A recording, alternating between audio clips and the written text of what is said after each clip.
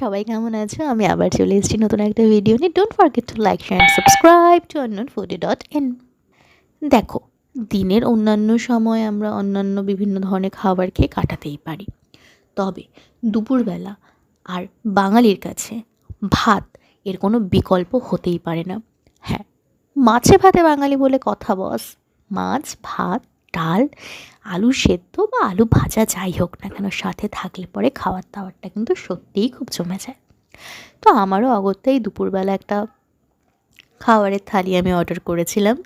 সেই ডাল, ভাত, আলু সেদ্ধ, একটুখানি স্যালাড, আর সাথে হচ্ছে মাছের মাথা দিয়ে একটা ঘন্ট মতো, আর এসেছিলো মাছের ঝোলটা। মাছের ঝোলটা একটু আলাদা ছিল, মানে কারি পাতা, সর্ষে ফোড়ন ঠোড়ন দিয়ে করা, মানে একটু অন্য স্টাইলের, কিন্তু খেতে বেশ ভালোই ছিল। তো তোমরা আজকে কে কী দিয়ে খাওয়া দাওয়া করলে আমাকে অবশ্যই জানিও। দেখা হচ্ছে অন্য কোনো ভিডিওতে। বাই।